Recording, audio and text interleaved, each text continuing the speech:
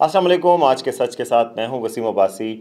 आज दो बड़े इश्यूज़ हैं जिनके हवाले से मैं बात करूंगा। एक बड़ी दिलचस्प खबर है कि पाकिस्तानी चावल इंडियन चावल से आलमी मार्केट में जीत रहा है और पाकिस्तानी बासमती की डिमांड बढ़ी है और एक्सपोर्ट बढ़ी हैं, उस हवाले से बताऊंगा। और दूसरी खबर यह है कि सियासी खबर ज़ाहिर है जो लाजमी पाकिस्तान का जुज़ है वो है इमरान खान को पार्टी में कुछ बगावत का इंदिया सा दिया गया है। और आज उनका बयान जो आया है उसमें उन्होंने तरदीद की है उन बातों की जो कि अली मोहम्मद ख़ान ने की हैं। तो क्या अली मोहम्मद ख़ान और असद कैसर इमरान खान से बाला ही बाला कुछ और खिचड़ी पका रहे हैं और कुछ मुफाहमत की बात कर रहे हैं? ये आज मैं आपसे बात करूंगा कि पार्टी में क्या चल रहा है। तो जनाब, चावल पे बात करें पहले या पहले इमरान खान पे बात करें? लेकिन नहीं, पहले आप इसको लाइक और सब्सक्राइब करें वीडियो को, और उसके बाद मैं आपको बताता हूँ कि इमरान खान और इनकी पार्टी में क्या चल रहा है इस वक्त। कल रात को एक इंटरव्यू दिया सुनो टीवी में अली मोहम्मद ख़ान ने, उसकी वजह से बहस छिड़ी कि क्या इमरान खान की पार्टी के सारे लोग एक पेज पे हैं भी कि नहीं हैं।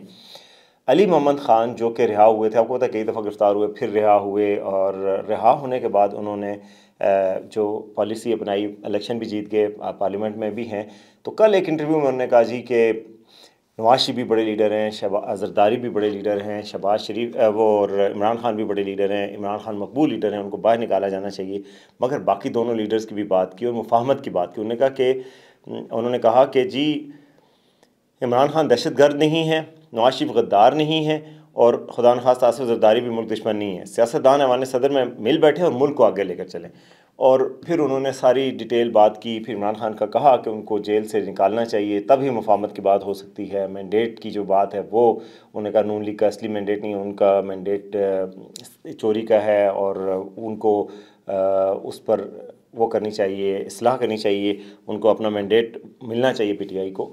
मगर साथ साथ जो उन्होंने इशारे और इंदिए दिए वो उसमें मुफाहमत का तासुर बढ़ता है आसिफ जरदारी और नवाज शरीफ के साथ पीटीआई का।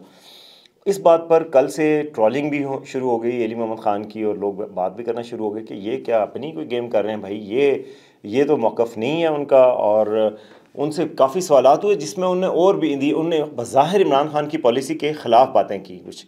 और उन्होंने कहा कि जो शख्स चाहता है कि सियासतदानों के साथ ना मिलकर बैठे वो खैर खा नहीं हो सकता, और इस तरह की बातें की। इससे पहले भी 9 मई के हवाले से उन्होंने एक इंटरव्यू दिया था, मैं आपको बताऊँ, वसीम बदामी से। जो ही रिहा हुए थे उसके चंद दिन बाद एक इंटरव्यू दिया था, उसमें भी उन्होंने कहा था कि ये मुल्क दुश्मनी थी, 9 मई का वाक़या इस तरह के नहीं होने चाहिए, जो फ़ौज और उसके दरमियान तसादुम की बात करे वो बहुत गलत है।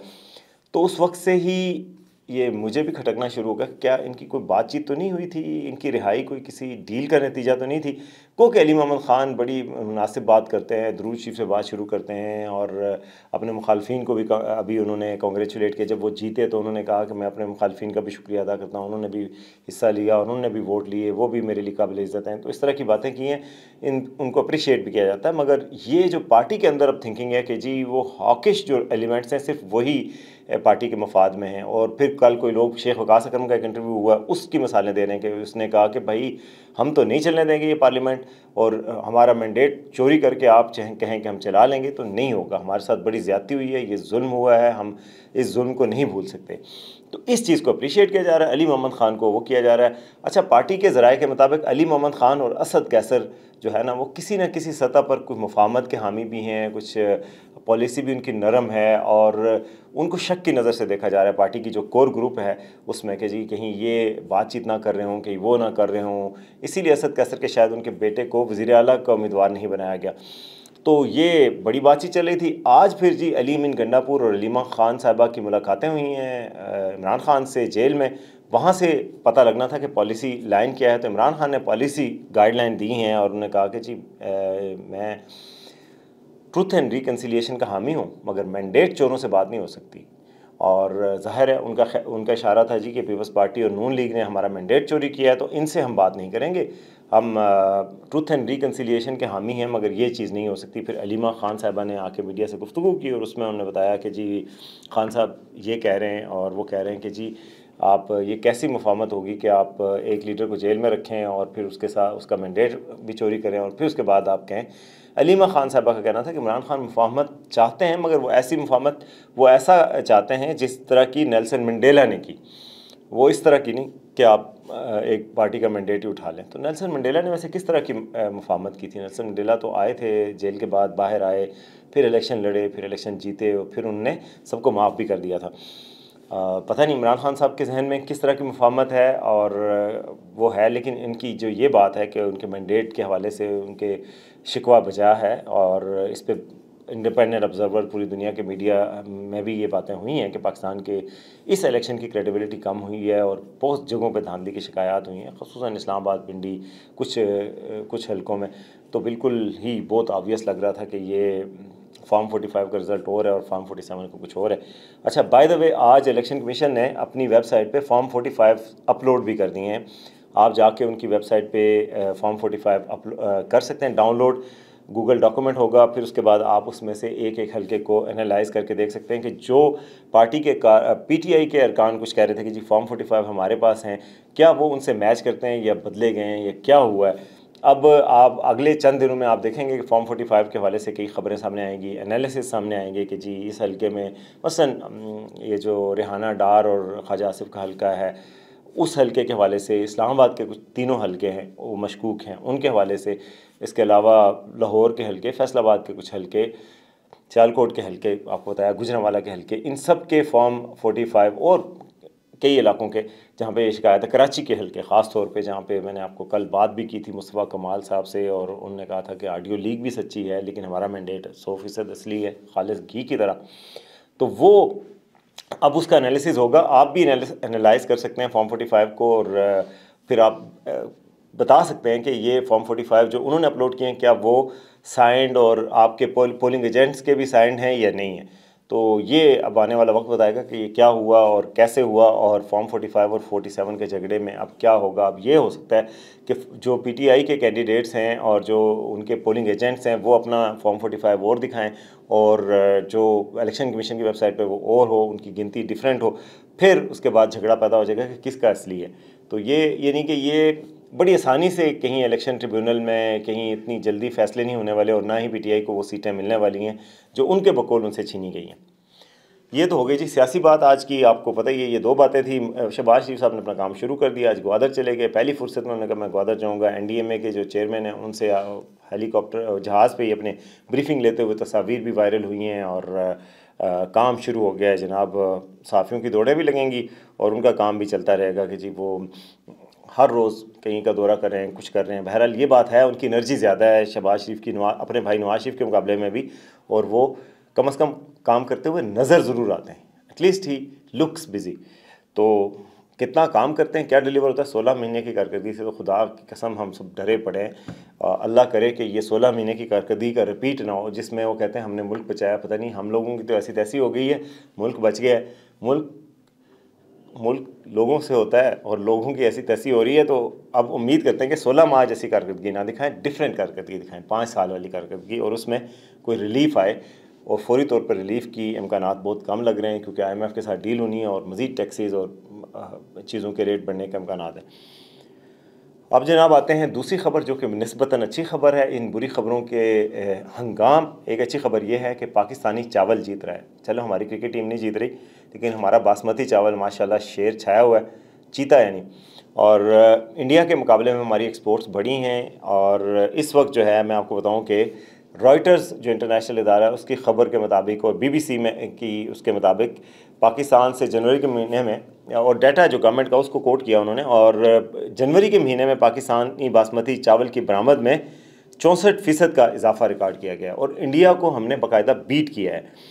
जो हमारा स्टैट्स का डिवीज़न है, स्टेटिस्टिक्स डिवीज़न, वफाकी इदारा शुमारियात जिसको कहते हैं, उसके मुताबिक मौजूदा माली साल के पहले 7 महीने जो हुए हैं, जून से लेके यानी जनवरी तक, उसमें मजमूई तौर पर पाकिस्तान से बासमती चावल की बरामद में 36% तक का इजाफा रिकॉर्ड किया गया। यानी इस महीने में तो 64%, पूरे तौर पर 36%, यानी इन 7 महीनों में 37%। अच्छा, पाकिस्तान में चावल बरामद करने वालों की नुमाइंदा तंजीम है पाकिस्तान राइस एक्सपोर्टर्स एसोसिएशन।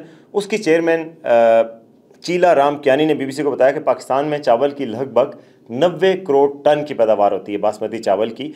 उसमें से आधी जो है हम खुद खाते हैं माशाल्लाह। चावल तो खूब खाए जाते हैं, पुलाव की शक्ल में, बिरयानी की शक्ल में और सादा वाइट राइस की शक्ल में। वाइट राइस पे अलग है, सारे नाक भूँ चढ़ाते हैं, किसी घर में खुशी नहीं होती वाइट राइस बन रहे हैं, लेकिन बिरयानी और पुलाव हम उड़ा जाते हैं जी 45 लाख टन की, और बाकी जो 45 लाख टन है हम एक्सपोर्ट करते हैं और दुनिया के मुख्तलिफ ममालिक में भेजते हैं।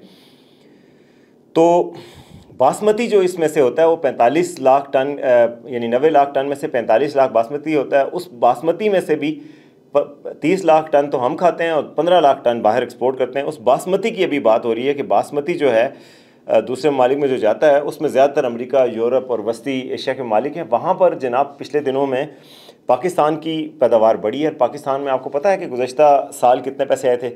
2.5 अरब डॉलर पाकिस्तान में चावल की एक्सपोर्ट से आए थे, और इस साल अभी सिर्फ 7 महीनों में यानी गुज़श्ता 12 माह में, जो पिछले साल 2023 के जून तक हमने 2.5 अरब डॉलर के चावल बेचे, और इस साल जुलाई से लेके अभी इस साल की जनवरी तक यानी 24 और 23 के माली साल के 7 महीनों में हमने 2.2 अरब डॉलर के यानी 2 अरब 20 करोड़ डॉलर के चावल हम बेच चुके हैं।